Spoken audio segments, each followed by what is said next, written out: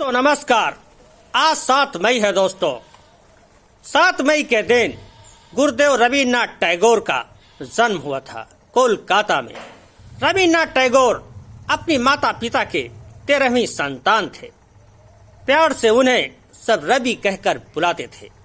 विलक्षण प्रतिभा के धनी रविन्द्रनाथ टैगोर, जिन्हें गुरुदेव एवं कवि गुरु एवं रविन्द्रनाथ ठाकुर के नाम से भी जाना जाता है।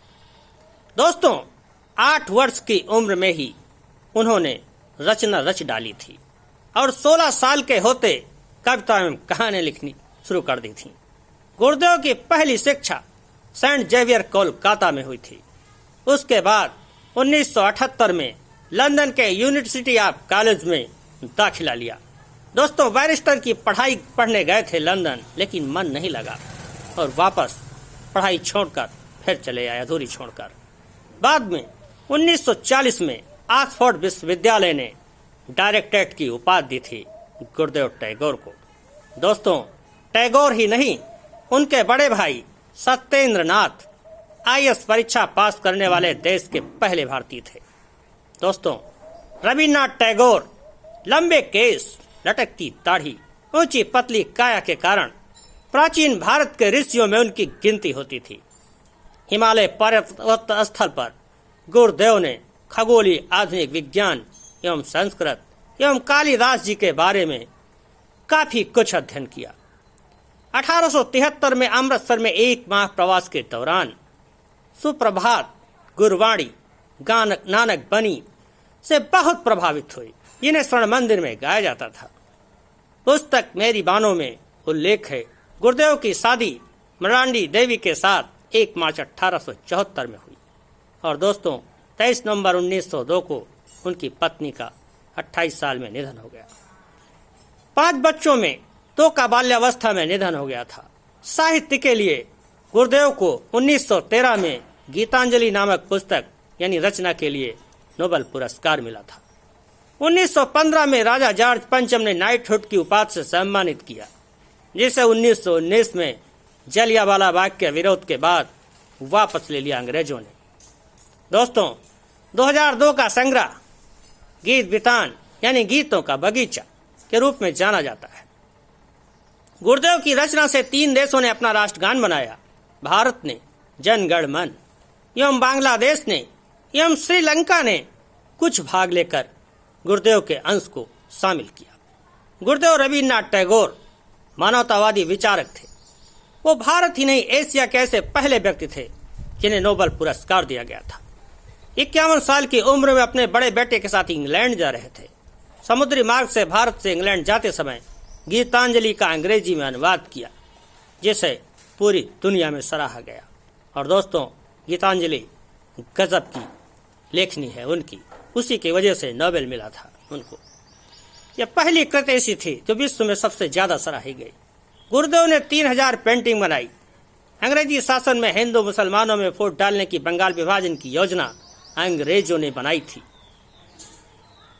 कवि रविन्द्रनाथ टैगोर ने अंग्रेजों की साजिश का जमकर विरोध किया। और दोस्तों, गुरुदेव ने रक्षाबंधन के त्योहार को स्वतंत्रता के धागे में पिरोया। सामाजिक कार्यकर्ता CF एंड्रूज एवं महात्मा गांधी जी गुरुदेव के समकालीन और सबसे अच्छे मित्रों में होते थे, लेकिन उसके बावजूद भी महात्मा गांधी से गुरुदेव के विचारों में तालमेल में काफी अंतर था। महात्मा गांधी से गुरुदेव के टैगोर के विचार तालमेल नहीं खाते थे। गुरुदेव रविन्द्रनाथ टैगोर ने 14 जुलाई 1923 को जर्मनी के बर्लिन के पास दुनिया के महान वैज्ञानिक आइंस्टीन के घर का दौरा किया और आइंस्टीन वैज्ञानिक के साथ बैठकर विज्ञान एवं अन्य कई चीजों पर शोध किया। और दोस्तों, इंदिरा गांधी ने 1934 में रविन्द्रनाथ टैगोर द्वारा निर्मित विश्व भारती विश्वविद्यालय में प्रवेश लिया। टैगोर ने ही इंदिरा गांधी का नाम प्रियदर्शिनी रखा। नोबेल पुरस्कार में जितनी भी धनराशि मिली थी, गुरु रविन्द्रनाथ टैगोर को उन्होंने शांति निकेतन में लगा दी। यानी हम कह सकते हैं, गुरुदेव रविन्द्रनाथ टैगोर, जो कि गुरु और कवि गुरु एवं रविन्द्रनाथ ठाकुर के नाम से जाने जाते हैं, उन्होंने अपनी विलक्षण प्रतिभा का लोहा चने चबवा दिया पूरी दुनिया को। दोस्तों, प्रतिभा के धनी ही नहीं, विज्ञान, कला और संस्कृत इतिहास जैसे क्षेत्रों में मजबूत पकड़ थी और उनका कहना था, जब तक मैं जिंदा हूं मानवता के ऊपर देशभक्ति की जीत नहीं होने दूंगा।